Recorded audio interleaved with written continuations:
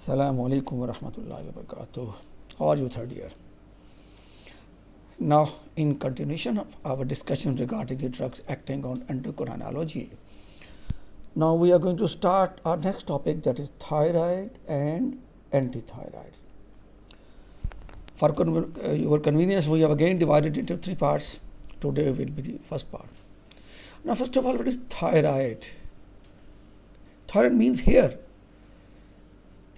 Okay, hormones which are released, synthesized and released by the thyroid gland naturally, or we prepare it synthetically.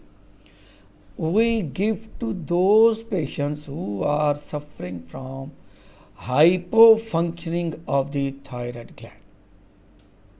Second, antithyroid drugs means those drugs which are used to control the hyperactivity of the thyroid gland.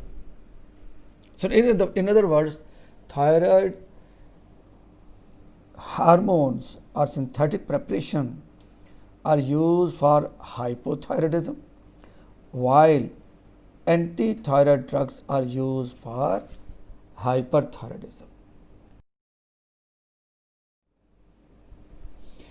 Let's have a look into the normal thyroid gland functioning.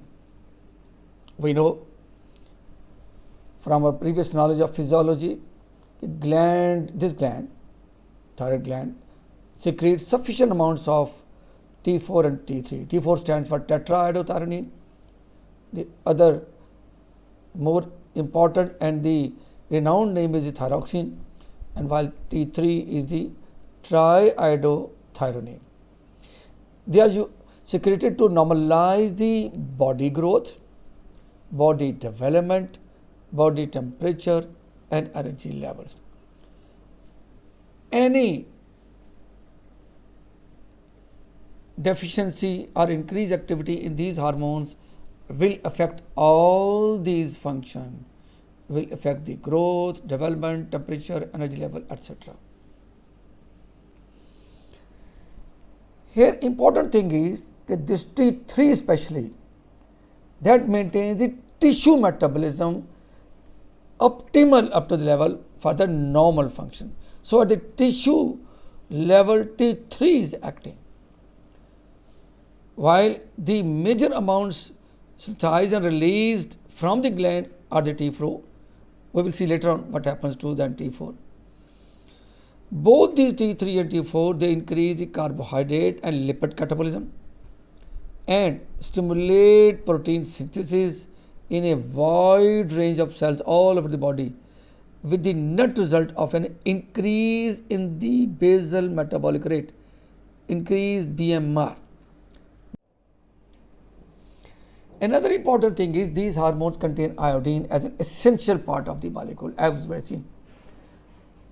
Tetraiodo, triiodo. So without iodine, these molecules are not complete.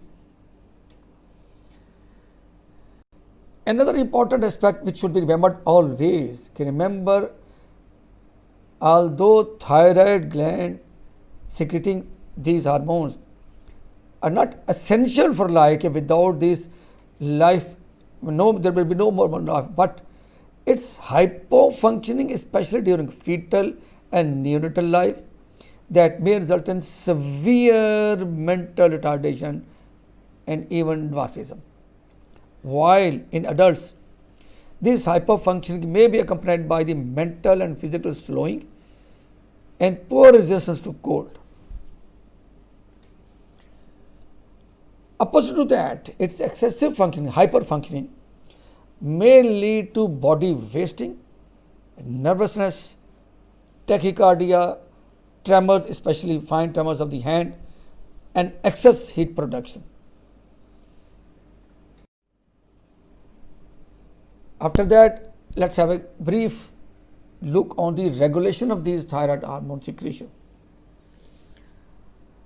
From our previous knowledge of physiology, we know hypothalamus secretes thyrotropin releasing hormone TRH, which stimulates the release of thyroid stimulating hormone from the anterior pituitary.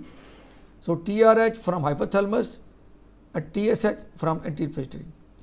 This THS, thyroid stimulating TSH, thyroid stimulating hormone, stimulates the synthesis and release of both T4 and T3 from the thyroid gland. Then these T3 and T4 through feedback inhibit the synthesis and release of TRH and TSH.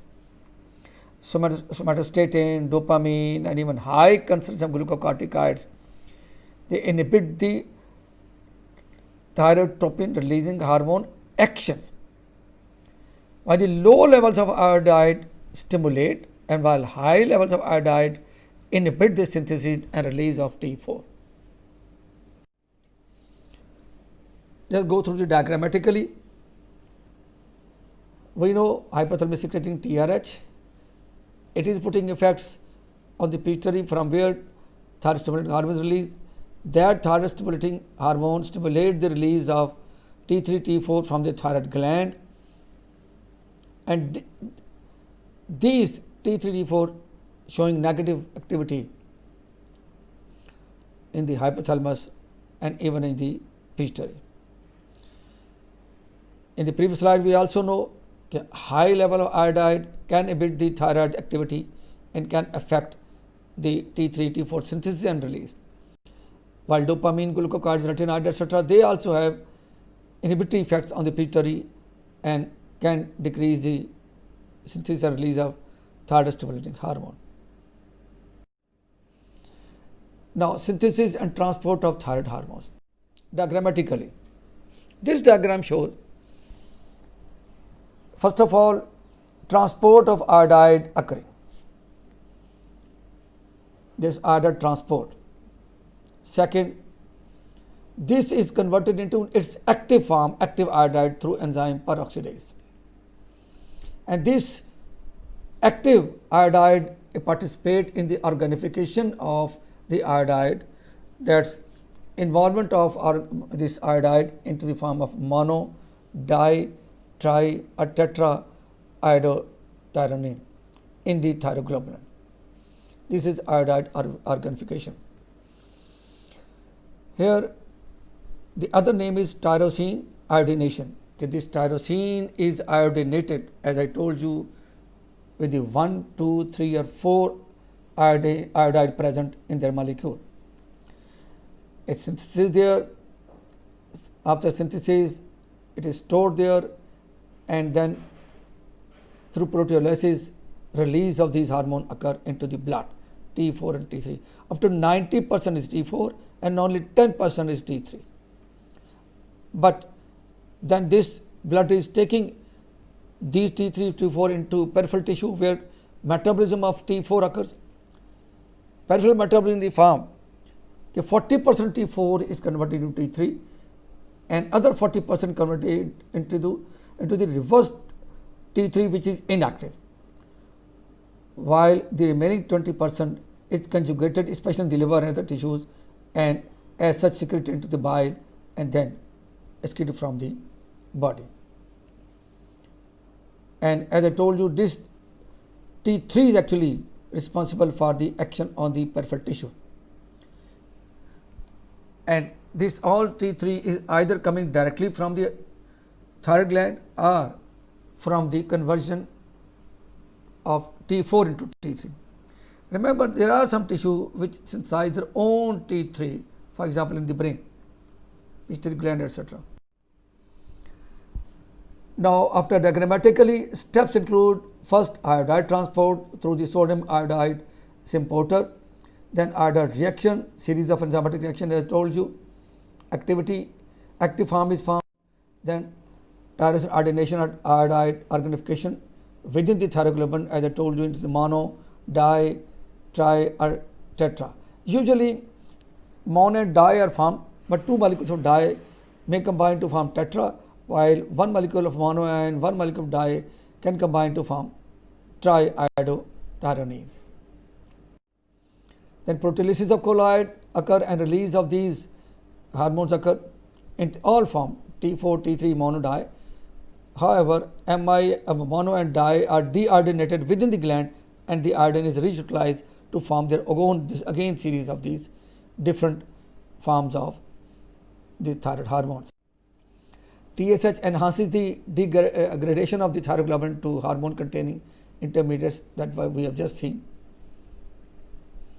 The liberated hormones then exit the cell and peripheral metabolism occur of thyroxine to T4 into T3 through deiodination by the enzyme deiodinase. And as I told you, from T4 to T3, about 40% to T3, remaining 40% to inactive reverse T3, and about 20% excreted in the bile after conjugation. The major site of conversion of T4, T3 is the liver, but the brain and pituitary generate their own local T3 as intracellular hormone, as I told you previously. Major fraction of T4 and T3 is in binding form to thyroid binding globulin. So no pharmacokinetic or pharmacodynamics in the bounded form. Only free form can show the pharmacokinetic pharmacodynamic activity. So because the major fraction is in the form of bound form, so they are the prolonged half-lives in the circulation. Certain drugs and certain pathological and physiological conditions may affect this thyroid binding globulin levels. For example, changes in estrogen levels during pregnancy or with the administration of oral estrogen like contraceptive, etc., or other hormone therapy can change both the amount of thyroid binding globulin and its binding of thyroid hormones. Both are changed. As I told you, the free is mainly responsible for the pharmacokinetic pharmacodynamic activity. So only 0.03% of free is of T4 and 0.3% of T3 is available in the circulation, in the plasma. Now, hypothyroidism. Let's discuss this. First of all, okay, what will happen in hyperfunctioning and how we can manage it. Usually there is fatigue, cold intolerance, constipation due to excessive decreased activity of GIT, weight changes. Usually patient may gain weight, or psychologically depressive feeling, menorrhagia, and hoarseness is very common.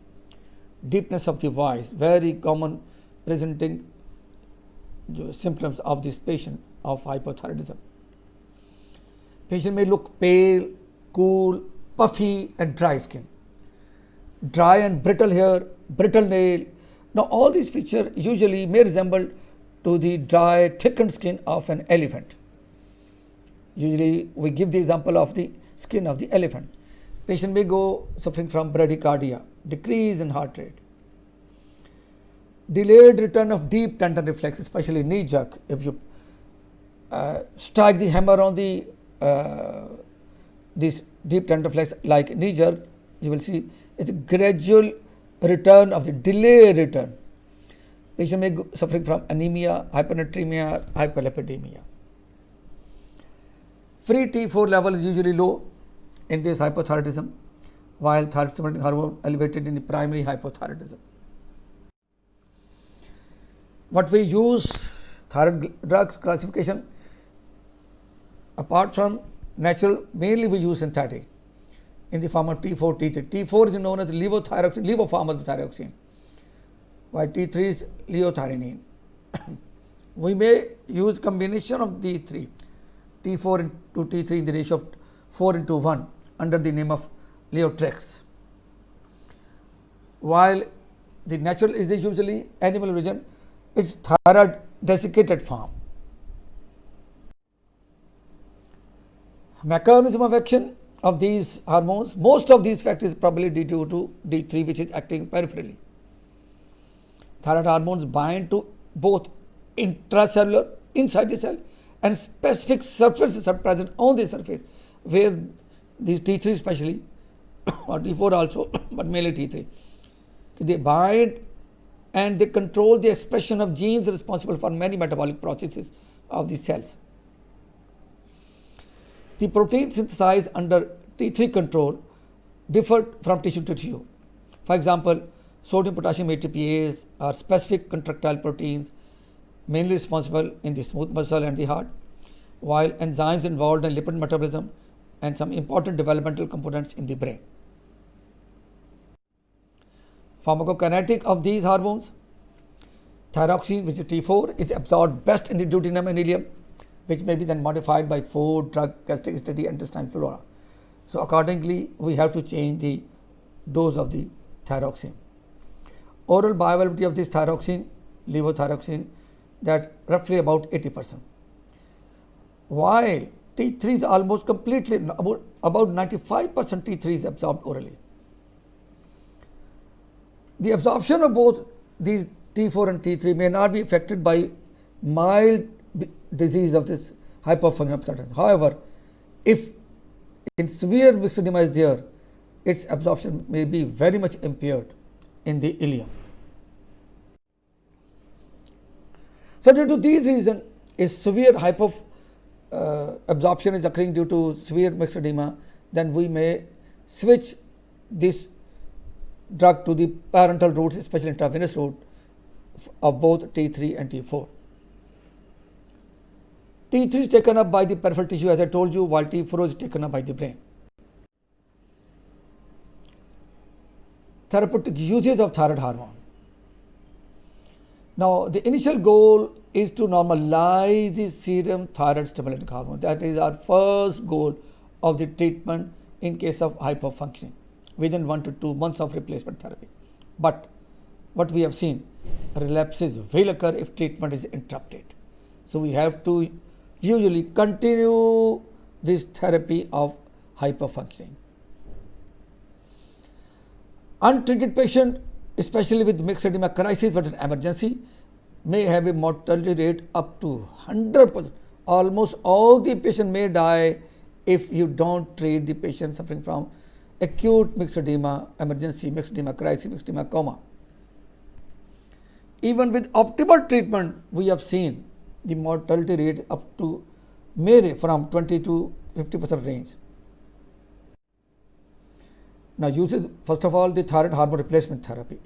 Always replacement means whenever there is deficiency, we give from outside to manage that deficit, but that is known as replacement therapy. Now, levothyroxine T4 is preferred to T4 due to its consistent potency, less frequent dosing, and cheaper preparation. While if we use T3, although the ultimate role is of T3, but that potency may be variable. Usually, we have to repeat the dose again and again, and comparatively, it's cost-wise much costlier than the T4. Now, low doses of T4 are used for mild hypothyroidism, while full doses are needed for more symptomatic hypothyroidism. The absorption of L4 is in small intestine is variable and incomplete, varying from 50 to 80%. However, its absorption slightly increases if taken on an empty stomach. That we usually advise to take thyroxine empty stomach. This levo T4 absorption is impaired if given with iron or calcium supplements or aluminum hydroxide or cholestyramine or soy product, etc., because they will bind with this thyroxine, will not allow to get absorbed. So their absorption may be impaired. Similarly, co-administration of enzyme inducer after administration, and it goes inside. These enzyme inducers like phenytoin, carbamazepine, rifampicin, etc., they may often increase rapid the metabolism or induce the metabolism of T4 into T3. So we may need to increase the dose of T4, especially if its conversion of conjugation. Normally it was 20%, but in enzyme inducers that 20% may increase more than that. So in that, so obviously the available ratio will be less of T3. So we have to adjust the dose of T4 accordingly if we are using enzyme inducer. Otherwise there is no need. Replacement therapy during pregnancy. Rule is any pregnant woman with elevated thyroid stimulating hormone should be treated immediately with levothyroxine at full replacement dose, because even mild hypothyroidism or myxedema may cause impaired psychomotor development of the fetus. Another thing is, due to estrogen-induced increase in thyroid body globulin and transplacental passage of this levothyroxine from mother to fetus, so obviously more and more bounded form of T4 is present, less and less free fraction of T4 is there. So a full dose, which is usually 100 to 150 microgram daily of levothyroxine, often is required for such hypothyroid patients who have become pregnant. This is usually 25 to 40% more than the basal level of the thyroxine. Now, throughout the pregnancy, the dose of levothyroxine is adjusted according to the level of thyroid stimulating hormone. We keep the TSH in the normal range, is 0.4 to 2 milli international unit per liter.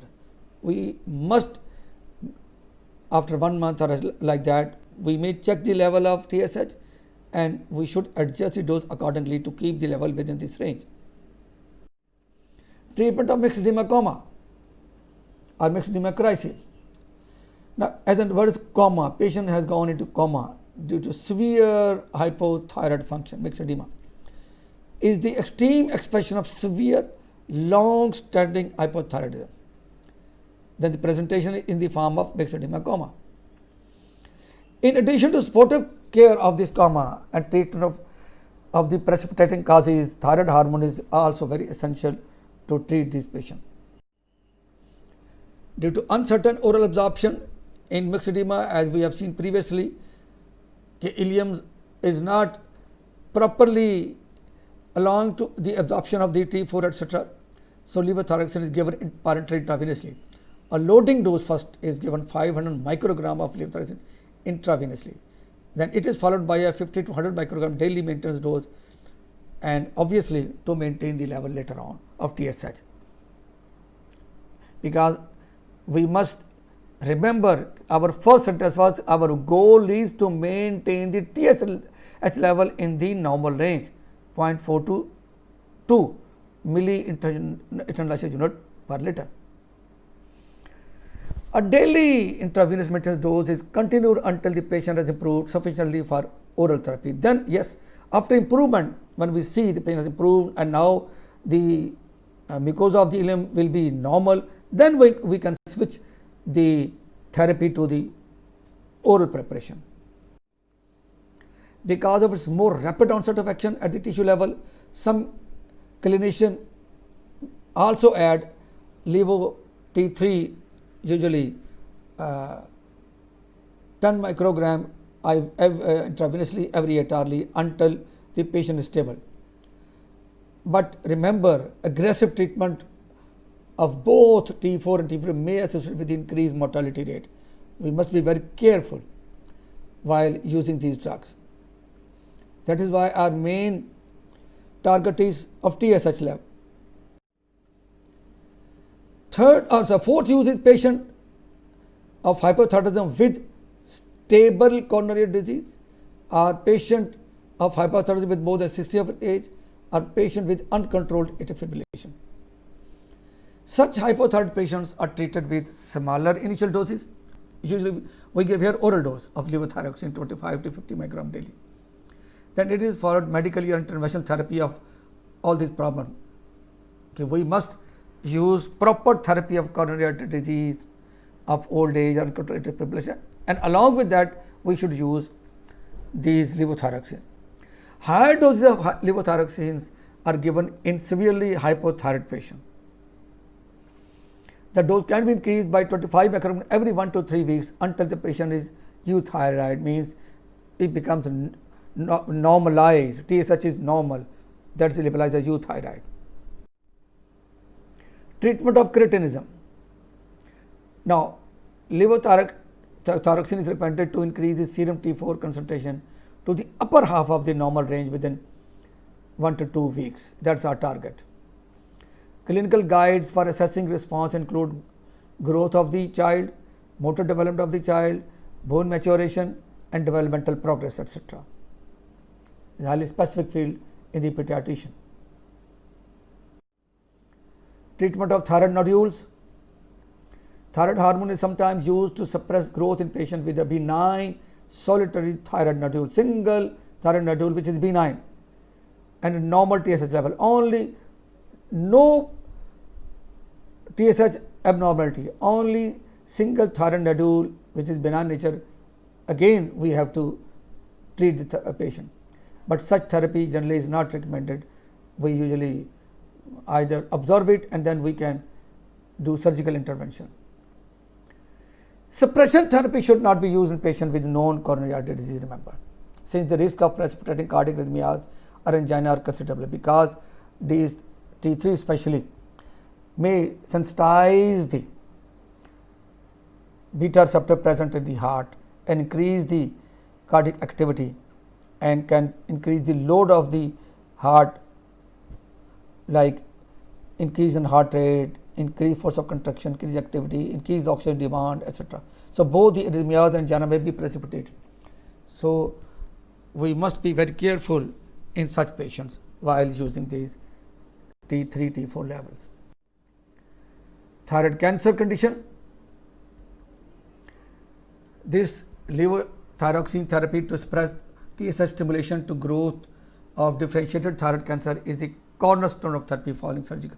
We use all three options: surgical removal, radioactive ablation with iodine 131 along with levothyroxine drug.